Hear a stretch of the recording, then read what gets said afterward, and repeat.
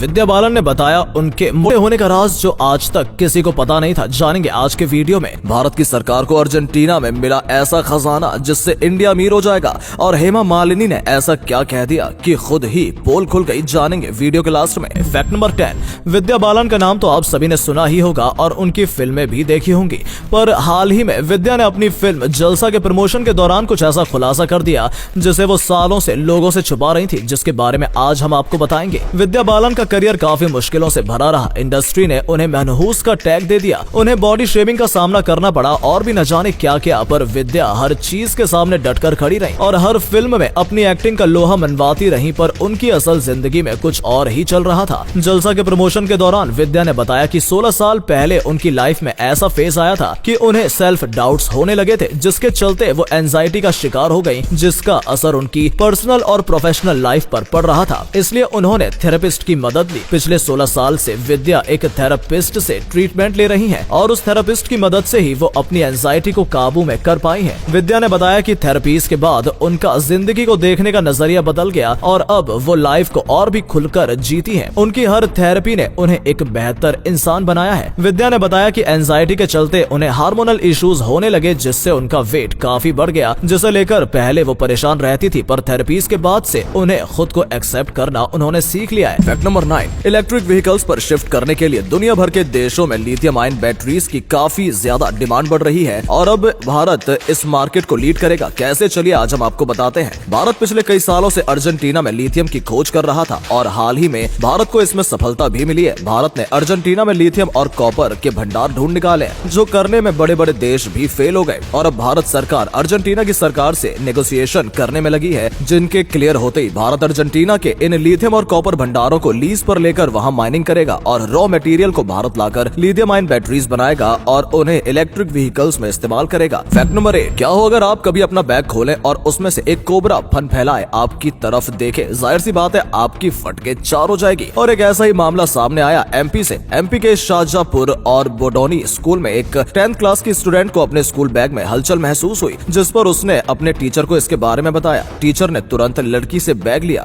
और उसे चेक किया और फिर जो उसके बैग में मिला उसे देखकर टीचर समेत मौके पर मौजूद सभी लोगों की हालत टाइट हो गई। बैग में एक जहरीला कोबरा मौजूद था, पर टीचर की सूझबूझ और बहादुरी ने बच्ची की जान बचा ली। इसलिए जब भी अपने बैग को कहीं रखें तो जिप को अच्छे से बंद करके रखें, कहीं अगला बैग कोबरा आपका ही न ढूंढ ले। Fact number 7। 5G भारत में एंट्री ले चुका है और लगभग 50 सिटीज में जियो और एयरटेल अपने 5G कनेक्शंस अवेलेबल भी करवा चुके हैं, पर एयरपोर्ट के पास रहने वाले लोगों को 2023 में 5G नहीं मिलेगा। पर आखिर क्यों, चलिए आज हम आपको बताते हैं। हाल ही में डिपार्टमेंट ऑफ टेलीकम्युनिकेशन ने टेलीकॉम्स को नोटिस जारी किया है, जिसमें कहा गया है कि किसी भी एयरपोर्ट के 2.1 किलोमीटर के दायरे में C band 5G base station install नहीं किए जाएंगे। हालांकि डिपार्टमेंट की तरफ से ऐसा करने के पीछे का कारण साफ नहीं किया गया है, पर यह बात तो तय है कि एयरपोर्ट्स के पास रहने वाले लाखों लोगों को अभी भी 4G से काम चलाना पड़ेगा। Fact number 6। जब भी गांव का नाम आता है तो एक पिछड़े इलाके की इमेज दिमाग में बनती है, और आज हम आपको एक ऐसे गांव में लेकर चलेंगे जो आपकी इन इमेज को हमेशा के लिए बदल देगा। हम बात कर रहे हैं शिमला जिले के चौपाल के मड़ावग गांव की,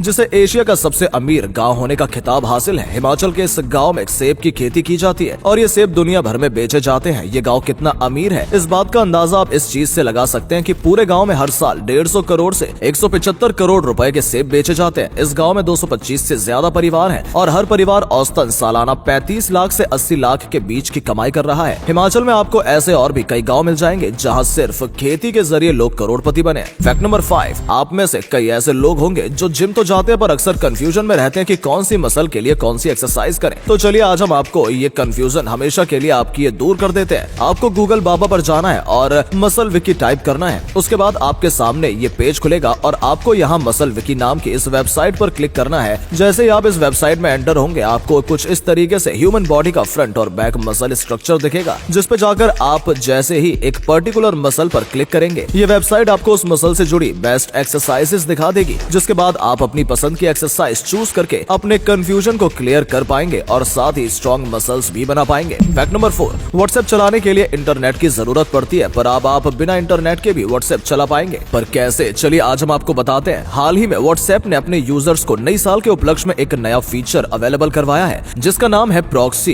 इस फीचर को एक्टिव करके आप बिना इंटरनेट के व्हाट्सएप चला पाएंगे। सुरक्षित और भरोसेमंद प्रॉक्सी सर्वर भी कंपनी खुद प्रोवाइड करवा रही है, यानी अब आप रिमोट इलाकों में भी व्हाट्सएप की सर्विसेज ले पाएंगे। व्हाट्सएप का ये नया फीचर आपको कैसा लगा कमेंट में लिखकर जरूर बताएं। फैक्ट नंबर 3, जब से योगा डे को इंटरनेशनली मनाया जाने लगा है, कई देश योगा में दिलचस्पी ले रहे हैं, पर मुस्लिम देशों में अक्सर योगा को धर्म से जोड़कर नकार दिया जाता है। पर अब सऊदी अरेबिया ने इस चीज को परे रखकर योगा को पूरे दिल से एक्सेप्ट किया है। कैसे, चलिए आज हम आपको बताते हैं। सऊदी अरब के लोग योगा से सेहत को होने वाले फायदों के बारे में समझ चुके हैं, इसलिए सऊदी अरब की यूनिवर्सिटीज में योगा कोर्सेज को लाने की बात की जा रही है। साथ ही साथ सऊदी अरब में पिछले कुछ सालों में योगा ट्रेनर्स की भी तादाद काफी बढ़ी है। सऊदी अरब ने न सिर्फ खुद बल्कि दूसरे अरेबिक देशों को भी योगा करने के लिए प्रेरित किया है। इसलिए हाल ही में सऊदी अरेबिया में एक योगा वर्कशॉप रखी गई, जिसमें 11 अरेबिक देशों ने हिस्सा लिया और इस न्यूज को न सिर्फ भारत बल्कि दुनिया भर के कई देशों ने कवर किया। और अगले फैक्ट पर जाने से पहले इस फोटो को ध्यान से देखकर बताओ कि आपको कौन सा क्रिकेटर दिख रहा है। इससे पता चलेगा कि आपकी आंखें और आपका दिमाग कितना तेज है। आपको मिलते हैं 3 सेकंड। फैक्ट नंबर 2, जब अंग्रेज भारत पर हुकूमत कर रहे थे, तब भारत अंग्रेजों की लूट के चलते आर्थिक तंगी से गुजर रहा था। लोगों को नौकरियां नहीं मिल रही थी और कई जगह अकाल की कंडीशन जन्म ले रही थी, और इस बीच बहरे भारतीय लोगों को बड़े स्केल पर हायर किया जा रहा था। पर आखिर क्यों, चलिए आज हम आपको बताते हैं। अंग्रेज ठंडे इलाकों से थे और उन्हें भारत की गर्मी की आदत नहीं थी, इसलिए वो हर टाइम अपने साथ पंखा करने वाले लोगों को रखते थे। ये पंखा करने वाले लोग हर टाइम उनके साथ रहकर उनकी बातें सुन सकते थे और ये चीज उनके शासन के लिए खतरा बन सकती थी। इसलिए उन्होंने बहरे भारतीयों को इस काम के लिए हायर करना शुरू कर दिया, ताकि वो पंखा करने वाले लोगों के आसपास होते हुए भी अपनी प्राइवेसी मेंटेन रख सके। फैक्ट नंबर 1, हाल ही में हेमा मालिनी का एक बयान काफी वायरल हुआ था, जहां उन्होंने लोगों को नसीहत दी थी कि बच्चों को सनातन धर्म सिखाएं और पिज्जा छोड़कर घर का भारतीय खाना खिलाएं। और अब अपने इसी बयान को लेकर एक बार फिर वो चर्चाओं में आ गई हैं। कैसे, चलिए आज हम आपको बताते हैं। हेमा मालिनी ने हाल ही में ईशा देओल और अभय देओल की एक फोटो शेयर की, जिसमें उनके सामने कुछ खाने का सामान रखा था जो भारतीय खाना तो कहीं से नहीं लग रहा, और इसी चीज पर लोगों ने हेमा मालिनी को घेर लिया। लोगों ने हेमा मालिनी को अपने घर से अपनी दी गई नसीहत की शुरुआत करने की बात कह दी। हिपोक्रेसी की भी सीमा होती है हेमा जी।